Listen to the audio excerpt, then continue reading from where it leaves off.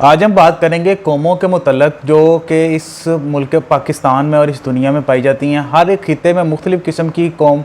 پائی جاتی ہے۔ فی الحال کہ ذات پرستی کے لحاظ سے پاکستان کے اندر مختلف قسم کی مختلف خطے کے اندر قومیں پائی جاتی ہیں۔ سندھی، بلوچی، پٹھانی، پنجابی، ان سب کے اندر آگے ڈیفرنٹ قسم کی قومیں اس وقت موجود ہیں۔ لیکن فی الحال یہاں بات کریں گے اوورآل ان قوموں کی جو پورے کے پورے مختلف خطے کے اندر اکثریت پائی جاتی ہیں۔ سائیکالوجی کے اعتبار سے اس وقت پوری دنیا کے اندر صرف 3 قسم کی قومیں پائی جاتی ہیں۔ ان قوموں کا تجزیہ کچھ اس طریقے سے کیا ہے کہ سب سے جو پہلی قوم ہوتی ہے، جو تیسرے درجے کی قوم ہوتی ہے، اس کے اندر سب سے بہتر عزت والا شخص وہ ہوتا ہے جو ڈاکٹر ہو یا انجینئر ہو۔ وہ قوم ذہنی طور پہ بالکل کمزور ہوتی ہے۔ اس کی نظر کے اندر جو سب سے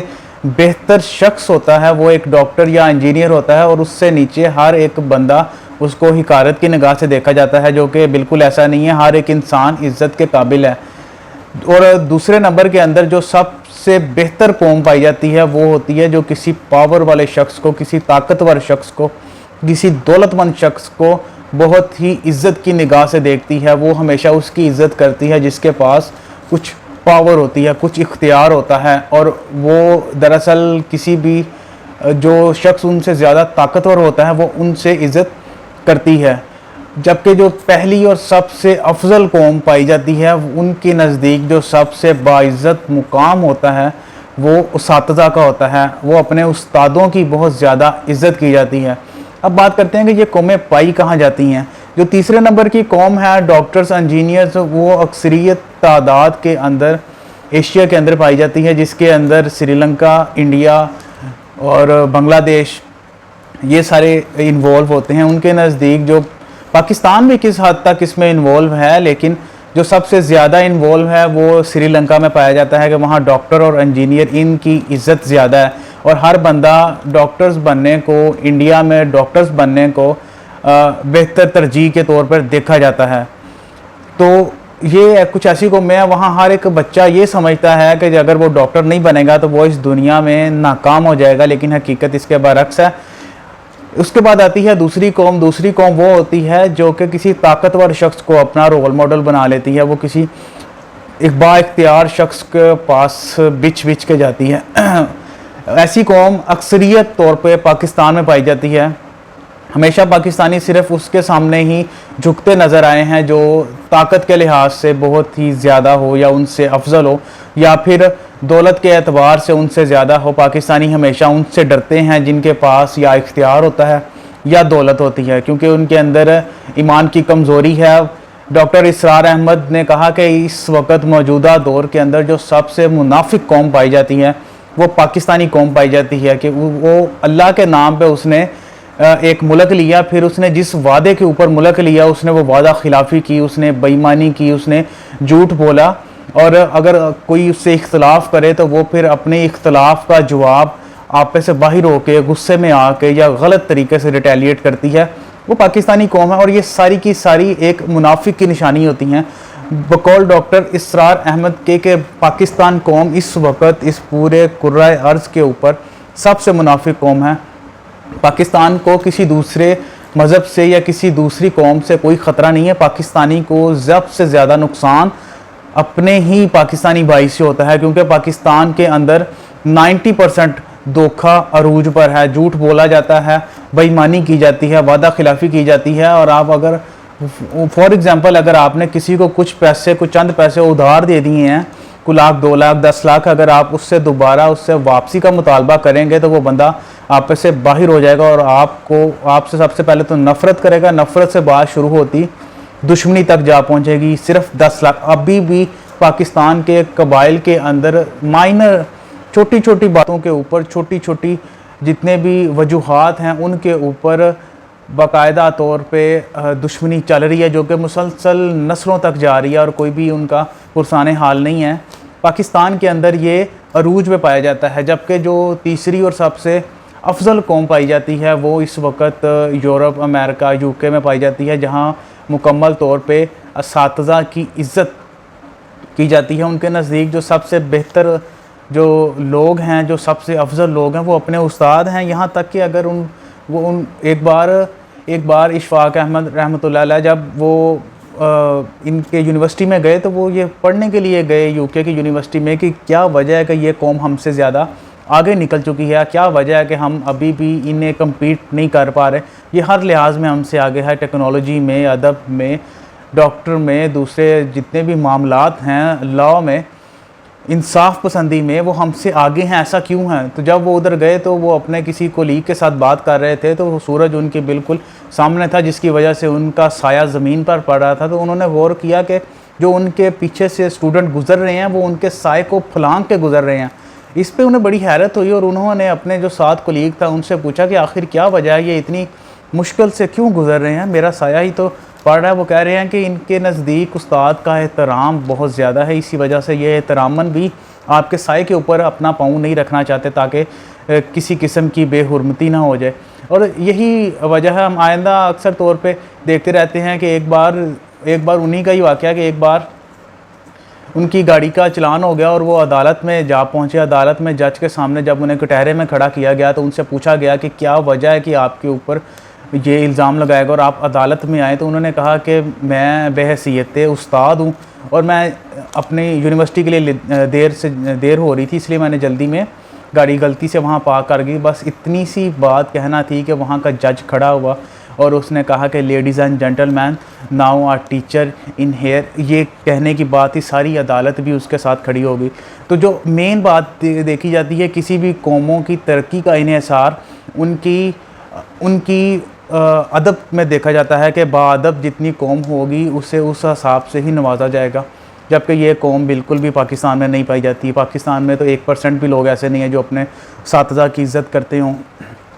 اگر کرتے ہوتے تو آج یہاں کوئی نہ کوئی دوسرا علامہ اقبال رحمۃ اللہ علیہ جیسی شخصیت پیدا ہو جاتی، لیکن ادب کو ملحوظ خاطر کوئی بھی نہیں رکھتا ہے۔ حالانکہ حضرت علی رضی اللہ تعالیٰ عنہ کا ارشاد ہے کہ جس شخص نے مجھے ایک حرف بھی پڑھایا وہ بھی میرا استاد ہے، لیکن یہاں بالکل بھی اساتذہ کی عزت نہیں ہے۔ باقاعدہ یہ کہا جاتا ہے کہ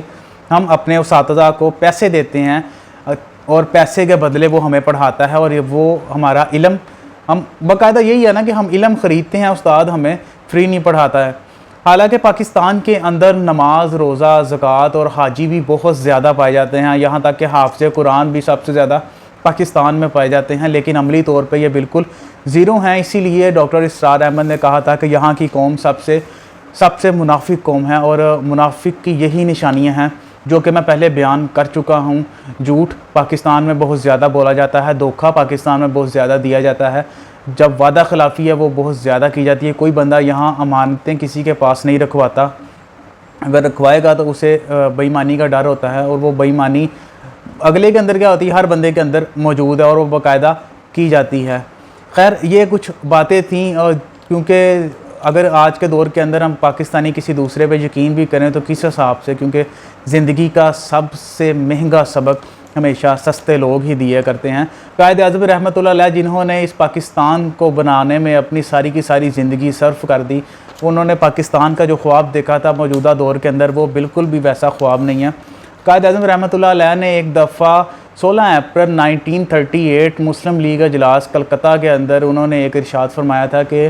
مسلمان قوم جھکتی نہیں ہے، وہ کبھی بھی جھکے گی نہیں اور نہ ہی کوئی اسے کوئی جھکا سکتا ہے۔ اگر خدا نہ خواستہ مسلمانوں کو جھکانے کی کوشش کی گئی تو مسلمان یا تو ظہیر الدین بابر کی شکل اختیار کر جائے گا یا پھر وہ ٹیپو سلطان کے نقش قدم پہ چلے گا، کیونکہ یا تو پھر وہ اپنا مورچے کو فتح کر دے گا یا پھر وہ مارا جائے گا، لیکن کبھی بھی وہ کسی بھی قسم کی غلامی کو قبول نہیں کرے گا۔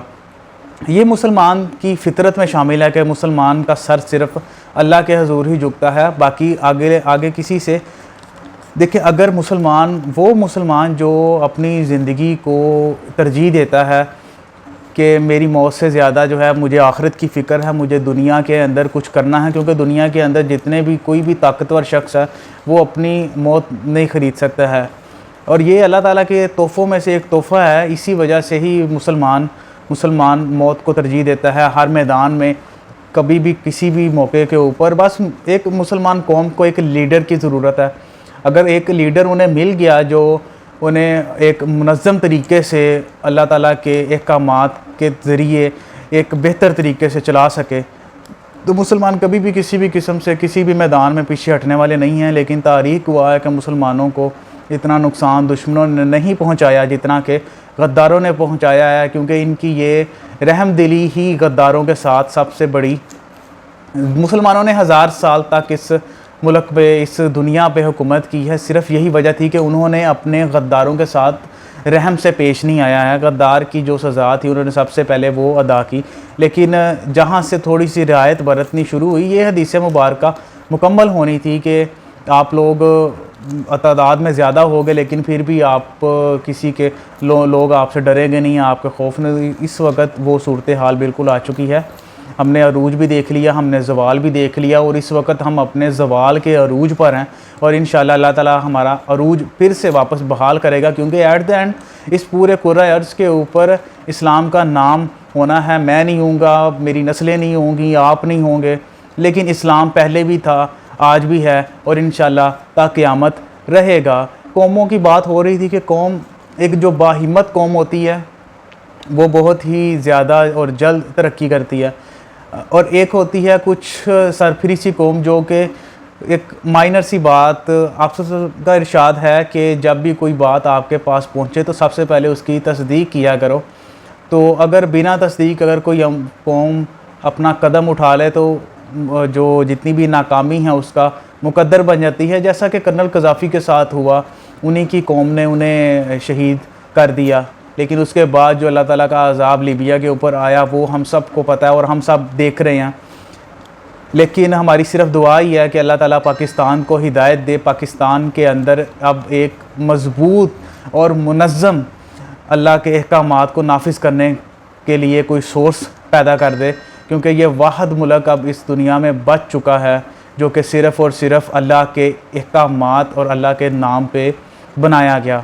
لیکن دوسرا اس پوری کرۂ ارض کے اوپر دوسرا کوئی ملک نہیں ہے. اللہ تعالیٰ ہمارا نافع ہو، اللہ تعالیٰ ہمارا حامی و ناصر ہو، ہمیں نفع پہنچائے، یہی سب کی دعا ہے. ملتے ہیں اگلی ویڈیو میں، تب تک کے لیے اللہ حافظ.